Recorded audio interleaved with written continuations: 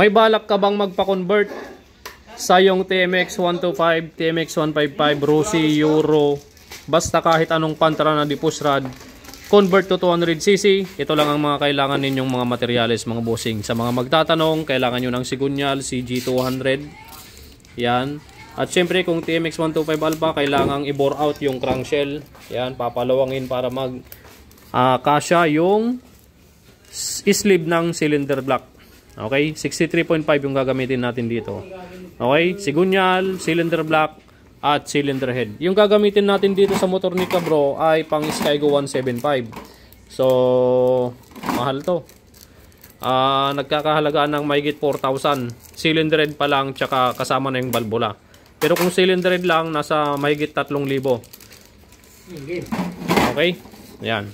Tapos, kakailanganin din natin ng stud bolt. Papalitan natin yan ng pang 155 na stud bolt, tsaka CG200 196.5 mm na push rod. Okay? Ayan. Tapos, sa mga TMX 155 naman, yan. Sa TMX 125 Alpha muna tayo. Pero sa TMX 155 naman, kapag conversion sa 200cc, yan. Yung Sigunyal lang CG200, hindi siya match sa lagayan ng magneto ng TMX 155. Okay? So, yung Sigunyal lang CG200, kapag sa 155 natin i-convert, pinapaturno natin tong lagayan ng magneto. Yan, dahil itong pang CG200 mataba, hindi kakasya yung magneto ng 155. So papaturno natin yan, kapag conversion sa 155, papaturno natin yan. Tapos diretso palit na rin ng Sigunyal bearing. Okay, ng pang 155. So dito sa Alpha naman, plug and play itong buong Sigunyal ng CG200. So papalitan lang natin siya ng timing gear kasi walang partner yan. So ikakabit din natin yan, yung stock na timing gear set. Okay? Ayan, so takpan mo na. Kung sa gagastusin naman mga bossing sa TMX 125 Alpha, kung kasama pang gilid set, gagastos kayo ng mga 20,000 pesos. Okay, materials labor yon. Kasama pang gilid set. Pero kung hindi kasama yung pang gilid set, gagastos kayo ng mga 17,000 pesos materials and labor. Sige, lagay mo na yung gasket. Sige, lagay mo na. Baliktad. Ay, kita mo, G-shape na Yan. So, ito mga kabro, tinuturuan kong magbuo ng makina. Ayan, pamangkin ko to, si Dave. At si Labo, alam na niya. Yes. Di ba? Okay, so ngayon, kaya tinitrain ko sila. Hindi matatapos tong taon na to na hindi sila pwedeng matutong magbuo ng makina. Okay? Nice. Made. Okay. So yan, takpan mo na, crankshell. Sa TMX 155 naman, sa conversion sa 200cc, dahil nakapanggilid na to, gagastos kayo ng 18,000 pesos. Sige, takpan mo na, langisan mo muna yung mga bearing. Dito, yung bearing dyan sa loob. Yan. 1,000 pesos sa conversion sa TMX 155 into 200cc. Okay? Dahil nakapanggilid na yan, so ang gagawin na lang natin dyan, so, papatorno yung Sigunyal, palit Sigunyal bearing, tapos palit stud bolt, and then block, tsaka cylinder head. Yan yung mga papapalitan natin dyan. Alright. Okay. Kahit ibatog-batog mo lang agita, axle, agidya, abot-abot, dagita. Ganun-ganun mo lang, walyo-walyom lang sa gabasit. Diba, Yok? Ay, may mga bata dito yung dawol, tinitignan mo, matatamaan yung gasket, masisira yung gasket. Tinitignan mo. Sige, dahan-dahan. Ilipat mo pa ganito. Buhatin mo. Okay, pa ganito. Okay, yung kick. Yung kick axle, medyo persahin mong pa ganon. Yan. Yung kick axle. Pababa. Pababa. Tuwa mo siya. Mga manayin. Ganyan talaga kapag first time magsalpak. Tapos kapag ginanon mo, salpak-salpak mong daan-daan. Ayan, napanayin. Gay, imamag mo. Gay, imamag mo. Kasi mo lang niya. Ngayon banatan. Gay. Saan kasi mo? Kita na pa rin. Nilakit ta. Sige. Batilyo. Batilyo. Napan? Oo. Tibay. Kunin niya naman. Huwag yan, mabibitak yan.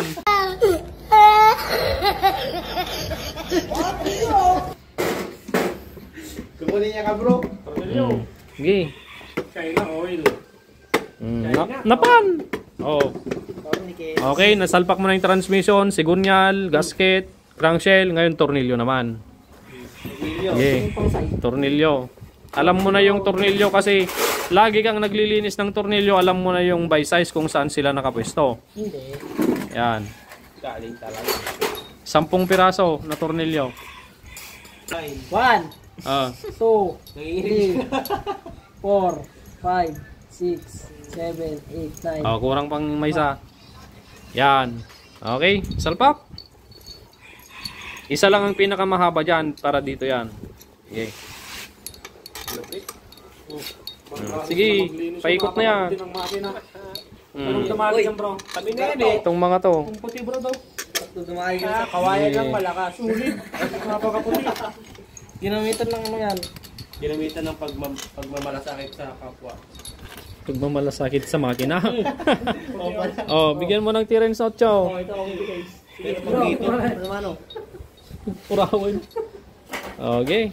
Uraw. Ang pagigpit naman yan, cross. Dito, wag mo munang hihigpitan mabuti. Ilapat mo lang ng konti. Up, doon naman sa baba. Para pantay yung lapat ng crankshell. Yan ang ano eh. Yung pakid ko to eh. Yan. Sabi niya Ah. Sige, sige. Yan na. Okay. Okay, so naglapat na yan. Kabilaan, taas at baba, naglapat na. Ngayon, pwede mo nang ipaikot na higpitan. Okay.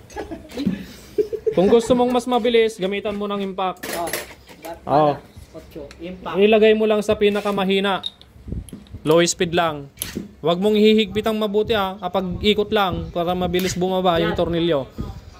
Oh, sige, sige. Daan-daan ka lang ha. Tandaan, mabilis. No, wait lang.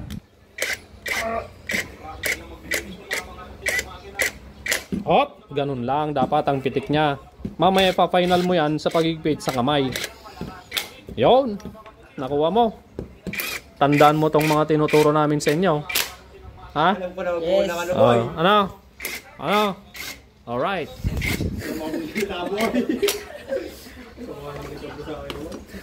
Bakit? Bakit? Anong problema mo? Itong mga bossing. Ayan, yung mga nandito, mga kasama namin. Ayan, si Juan, si Nico, si Jimwell, si Bilog, si Kyle.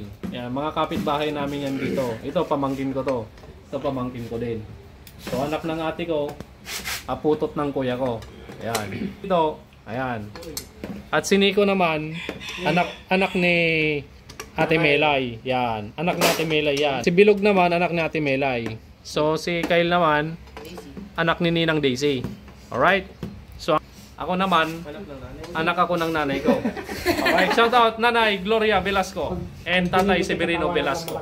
Alright. Okay, final higpit gamit ang kamay. Okay. And then, ipa-final check ko kung okay na yung higpit mo or kung kulang pa. Okay? Check, i-double check ko yung higpit mo kung kulang pa or okay na. Okay. Okay. Okay, so ipa-final check ko lang yung higpit niya para sigurado. Kulang pa. Kulang pa. Kulang pa ng higpit. Okay. Pitan mo natin ito. Okay, pa-final ko na to. Sa susunod, alam mo na na, kulang pa yung higpit mo.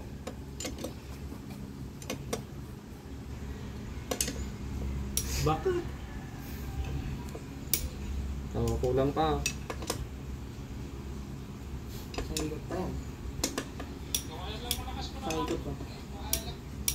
Okay, so alam mo na. Alam mo na yung sa loob, transmission, pagsalpak ng sigunyal, no? Sa panggilid, kabisado mo na rin. Sa clutch housing, kabisado mo na. Yung pagsalpak na lang ng block mamaya tsaka cylinder head. Okay? Ano? Abangan nyo yung part 2 mga bossing. Pagsalpak ng clutch side tsaka block tsaka cylinder head. I-upload na agad yan. Tapos part 2 agad. Okay? Okay na. Tandaan mo yung tinuro ko sa'yo. Okay? Abangan ng part 2.